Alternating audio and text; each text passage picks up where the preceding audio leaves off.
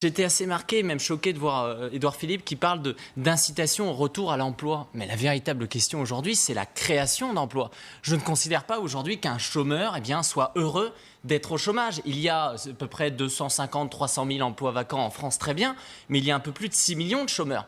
Et ça, c'est une problématique. Quand je vois qu'à Belfort, Emmanuel Macron et l'État a laissé General Electric supprimer 1000 emplois, alors que General Electric, lorsqu'ils avaient acheté la branche énergie d'Alstom en 2014, s'était engagé à créer 1000 emplois, engagement qu'ils n'ont pas tenu, je me dis que c'est là-dessus qu'il faudrait s'engager, c'est là-dessus qu'il faudrait travailler. Et que cet État aujourd'hui, que ce gouvernement finalement est hypocrite parce qu'il va dire que si aujourd'hui il y a un problème d'emploi, c'est à cause des chômeurs, et de l'autre côté, parce qu'il signe des contrats de libre-échange qui vont être néfastes pour notre industrie. Je ne crois pas que le gouvernement dit qu'il y a des problèmes d'emploi, c'est la faute des chômeurs. Mais c'est ça, parce qu'aujourd'hui, on là, vous extrapolez. Parce qu'il est en train de parler d'assurance chômage. La réforme de l'assurance chômage, elle n'est pas faite pour faire des économies. L'assurance chômage, elle est faite pour garantir à un chômeur de pouvoir chercher un emploi. Et donc derrière, il faut créer de l'emploi. Et il n'a pas du tout cette logique-là. Depuis le début, on n'a pas une logique de relancer la croissance, de relancer l'emploi. Pardon, mais comment vous expliquez qu'il y ait dans notre pays, qui a plus de 3 millions de chômeurs, et en tout cas 2,5 millions de longue durée,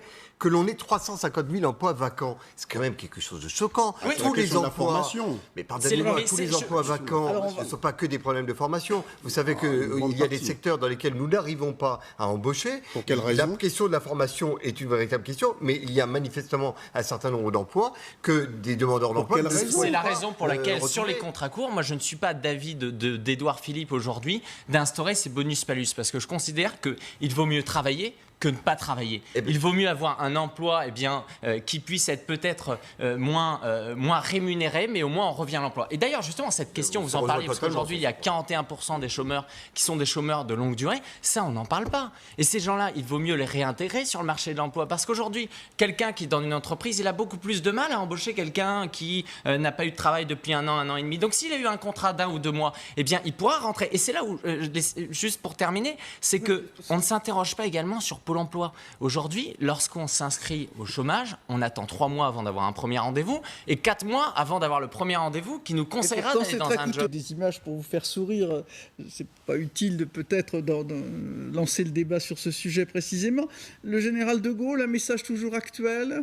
Oui, et je vais être un peu défaitiste ce soir, mais aujourd'hui, il avait dit, vous savez, il avait dit en 68, il me semble, c'était au général Massu, il avait dit tout est foutu. En fait, c'est un peu la question qu'on se pose. Et finalement, le général de Gaulle, on a l'impression que c'est la dernière figure qui a su unifier le pays au-delà des partis. Et en plus, depuis, on a, selon moi, trahi un peu l'esprit de la Ve République qu'il avait mis. Vous savez, il y a eu le quinquennat.